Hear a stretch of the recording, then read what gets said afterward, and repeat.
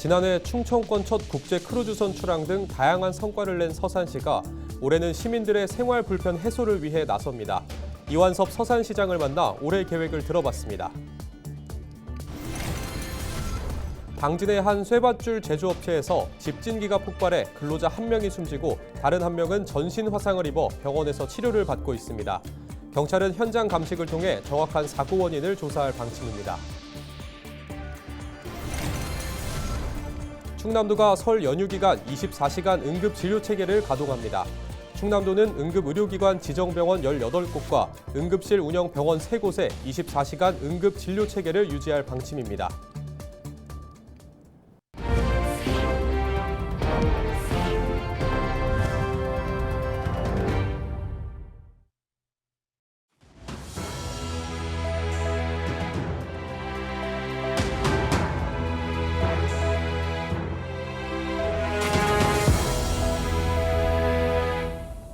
시청자 여러분 안녕하십니까? 헬로티비 뉴스입니다. 지난해 서산시는 충청권 첫 국제 크루즈선을 출항하는 등 다양한 성과를 냈습니다. 올해는 굵직한 현안과 더불어 시민들이 체감할 수 있도록 생활 불편 해소를 위해 노력할 계획인데요. 이에 대해 이완섭 서산시장이 충남방송과의 인터뷰에서 입장을 밝혔습니다. 정호석 기자의 보도입니다. 서산 지역 최대 번화가인 중앙호수공원. 공원에서 운동과 휴식을 즐길 수 있고 인근에 음식점과 카페 등이 들어서 이곳을 찾는 시민이 많습니다. 하지만 시민들은 주차 공간 부족에 따른 불편을 토로하고 있습니다. 서산시는 임시 공영주차장 부지에 445대의 차량이 주차할 수 있는 공간을 조성하는 사업을 추진하고 있습니다. 이와 함께 심각한 도심 주차난을 해소하기 위해 제2청사 인근에 260면 규모의 주차 공간을 조성하고 올해 안으로 동문이동 청사 앞에 223면 규모의 주차타워를 만들 방침입니다. 민선 8기 들어와가지고 한 32곳에 걸쳐서 임시주차장 한 763면을 이렇게 확충을 해왔습니다. 앞으로도 뭐 작은 공간이라도 생기면 또 짜투리 땅이 있으면 한두 대가 됐든 두세 대가 됐든 그런 그 주차를 할 수 있는 공간을 계속 확충해 나갈 그런 계획으로 있습니다. 서산에 설치되어 있는 CCTV는 4,000여 대. 서산시는 교통안전과 쓰레기 투기, 산불 방지 등을 위해 올해 상반기 40대를 추가로 설치할 예정입니다. 이와 함께 충남 최초로 도입한 CCTV 자동 선별 시스템도 늘릴 계획입니다. 이 시스템은 인공지능 기반 영상 분석 기술을 활용해 침입과 쓰러짐, 화재 등이 발생할 경우 해당 CCTV 영상을 우선 표출해줍니다. 이를 통해 관제 요원이 신속하게 사건 사고에 대응할 수 있습니다. 현재 한 1290대가 이 자동 선별 시스템으로 이제 구축이 돼 있는데 4068대 모두를 전부 다 그런 방향으로 바꿔나갈 계획으로 있고요. 4068개의 눈이 서산시 곳곳을 감시하고 살펴본다. 이렇게 이해하시면 되겠습니다. 지난해 대각선 교차로와 어린이 보호구역, 노란색 횡단보도 등을 도입한 서산시. 올해는 도로 파임 등 도로 파손에 신속하게 대응해 시민 불편을 줄일 예정입니다. 또 여름철 집중호우에 대비해 피해가 자주 발생하는 지역에 농수로와 배수로를 사전 점검할 방침입니다.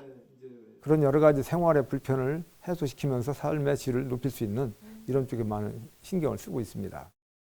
서산의 주요 현안에 대한 이완섭 서산시장의 자세한 이야기는 다음 주 헬로 이슈토크에서 확인할 수 있습니다. 헬로티비 뉴스 정호석입니다. 당진의 한 쇠밧줄 제조업체에서 집진기가 폭발해 근로자 1명이 숨졌습니다. 22일 오전 9시 40분쯤 당진시 순성면의 한 쇠밧줄 제조업체에서 폭발과 함께 불이 났습니다. 이 사고로 러시아 국적의 20대 작업자가 중상을 입고 심정지 상태로 구조됐지만 사망 판정을 받은 것으로 전해졌습니다. 또 다른 60대 작업자는 전신 화상 등 상처를 입어 인근 병원에 이송돼 치료를 받고 있습니다. 사고 당시 작업자들은 집진기 필터 교체 작업을 하고 있었던 것으로 알려졌습니다. 경찰은 필터 교체 작업 도중 폭발음이 들렸다는 부상자와 목격자 진술 등을 토대로 현장 감식을 통해 정확한 사고 원인을 조사할 방침입니다. 한편 노동당국은 산업안전보건법 위반과 중대재해처벌법 적용 여부 등을 검토할 계획입니다. 충남도가 설 연휴 기간 24시간 응급진료 체계를 가동합니다. 충남도는 응급대응 주간인 다음 달 5일까지 각 시군에 응급진료 상황실을 설치해 의료기관 정상진료 여부 등을 점검할 계획입니다. 또 응급의료기관 지정병원 18곳과 응급실 운영병원 3곳에 24시간 응급진료 체계를 유지하도록 할 방침입니다. 이와 함께 응급실 과밀화를 예방하기 위해 당직 병의원과 약국을 지정해 운영한다고 밝혔습니다.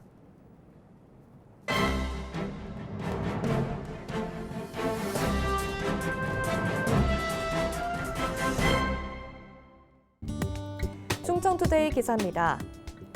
정부가 AI 디지털 교과서의 교육자료 지위 규정에 거부권을 행사하며 충청권 관련 예산 200억 원의 향방도 갈피를 잡지 못하고 있습니다. 21일 최상목 대통령 권한대행 부총리 겸 기획재정부 장관이 AI 디지털 교과서를 교육자료로 규정한 초중등교육법 일부 개정안에 대해 제2요구를 행사했습니다. 문제는 AI 디지털 교과서 지위를 둔 정쟁으로 충청권 시도교육청에선 관련 예산 사용에 제동이 걸렸다는 점입니다. 강정숙 조국혁신당 의원이 공개한 자료를 살펴보면 충청권은 올해 AI 디지털 교과서 전면 도입을 위해 약 200억 원의 자체 예산을 편성했습니다. 하지만 국회 제표결로 교육자료 지위가 확정될 경우 수경 확보 등 예산 재편성을 고려해야 합니다. 통상적으로 교육청에선 사업 시행 일정에 맞춰 예산 집행 계획을 세우는데 AI 디지털 교과서는 집행 계획조차 세우지 못하고 있습니다. 지역 교육계에선 예산 집행 계획이 없으니 개학 이전까지 AI 디지털 교과서를 활용할 수 있는 여건 조성도 어려울 것으로 예상하고 있습니다. 지금까지 신문 브리핑이었습니다.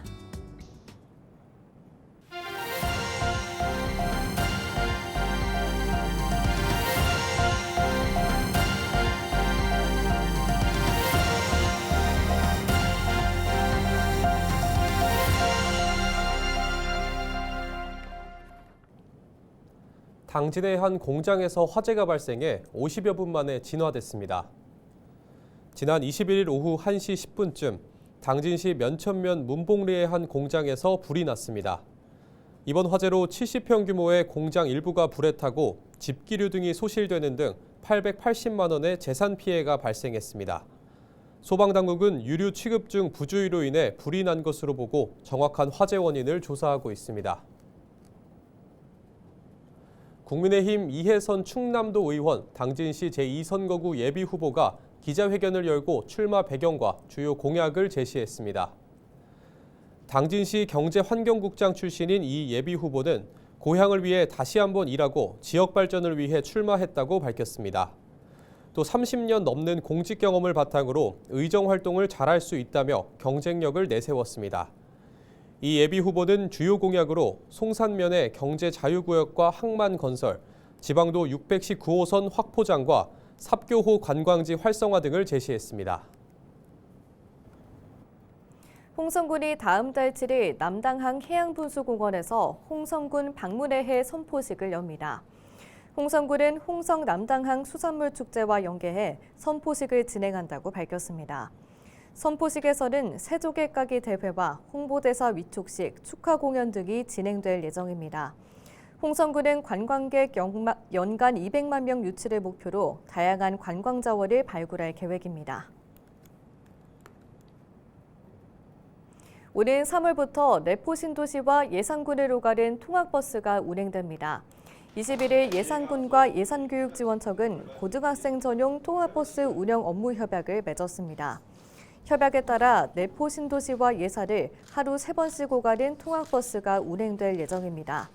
특히 학생 전용 노선을 운행해 학생들의 통학 시간이 30분가량 줄어들 전망입니다.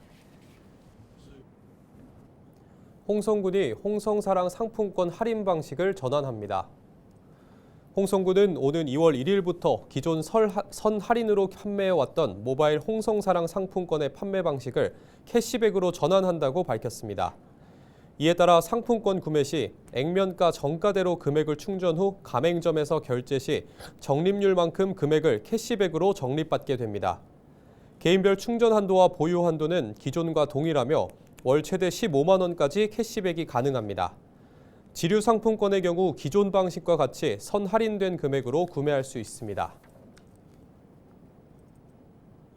충남도가 청년정책조정위원회를 열고 올해 청년 정책 방향 등을 논의했습니다.